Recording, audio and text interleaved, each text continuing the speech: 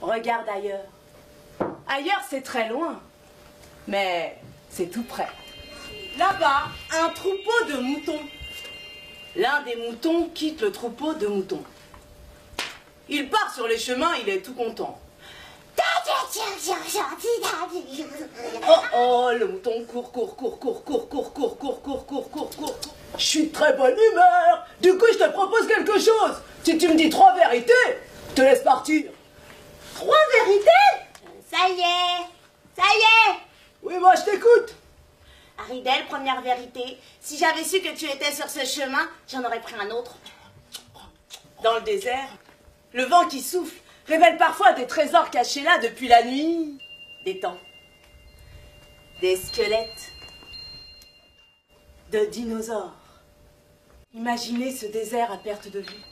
Imaginez le ciel par-dessus. Là-bas sur le rouge, il y a une tache blanche. Si l'on s'approche, on peut voir que c'est un chameau.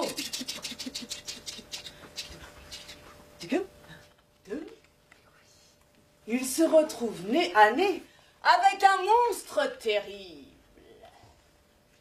Un dinosaure. Oui, Job à l'oreille, le dinosaure. Les femmes mettent les enfants à l'abri.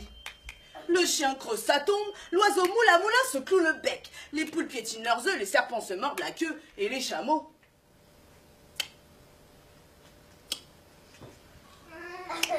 Les hommes repoussent le dinosaure qui se déchaîne sous leur cou. Mais aucun n'arrive à lui faire le plus petit bobo. Non, c'est la peau du dinosaure qui est trop dure. Alors on lui jette du sable, des cailloux, on les crie dans les oreilles. C'est la pagaille, le chaos, la fin des haricots.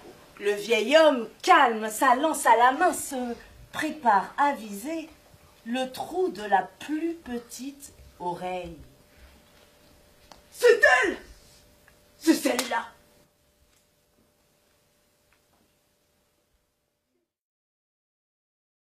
Vous connaissez les djinns? Les djinns sont des esprits. Les djinns sont partout, mais restent invisibles pour nos yeux. Et pour voir l'invisible, que faut-il faire? Il faut fermer les yeux. Alors, fermez vos yeux. Intafadiwin est sûrement le djinn le plus bête et le plus méchant que la terre ait porté. Eh ben, oh, dis donc! Safi n'est pas une djinn. Elle est humaine, comme vous, comme moi, pleine d'humour et de légèreté d'être. Il lui en fallait d'ailleurs pour supporter son gros balourd de mari. Eh ben, une Touareg qui sait pas faire le thé. Eh, t'as déjà fait ça, toi, hein? Safi allume le feu pour la braise. Ce matin-là, un tout petit détail saute aux yeux de Safi. C'est un grain de mil. Un tout petit grain de mil qui se déplace, avec en dessous, oh, une fourmi. Tic-tan, tic-tan, tic-tan, tic-tan, tic-tan. C'est la tante d'une ogresse, l'énorme Tamza l'ogresse. Tamza fait partie du monde des djinns, elle est célibataire et est partie à la chasse. C'est normal. Mais Tamza a l'ouïe fine.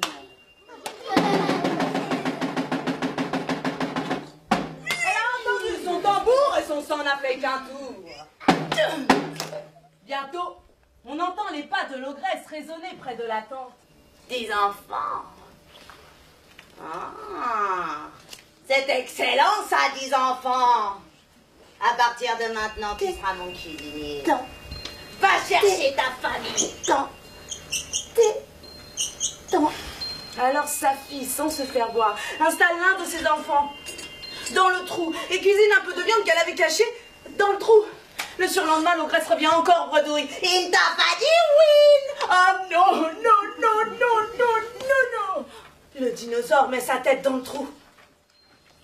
Qu'est-ce que c'est que ce wok?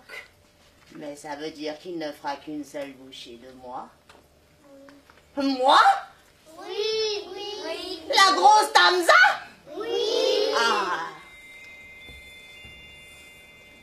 Dans un campement quelque part dans la vallée de l'Azawar, vivait une famille. Le vieux père de cette famille était un homme bien honorable, un grand homme, sage parmi les sages. Le vieil homme possédait une connaissance de la vie aussi grande que sa barbe était longue. Et c'est lentement qu'une tête immonde sort de l'onde, les babines retroussées, et tenant dans sa patte la barbe du vieil homme troublé. C'est Haridel, la hyène. J'exige mes 3 mensonges.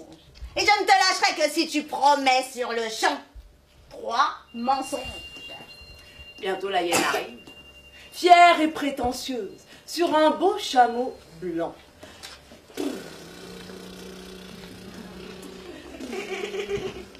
Bonjour, petit. Oh, comme tu es laid. Où est ton père? Mon père est parti très tôt ce matin, installer de grands piliers pour soutenir le ciel. Oui, bah, qu'est-ce qu'il a pleuré comme ça, celui-là? Fais-le taire. Avec plaisir. Il pleure parce que chaque matin, il mange 10 têtes de hyène. Et ce matin, il ne voit que ta tête. Alors il pleure. Nomade, si je veux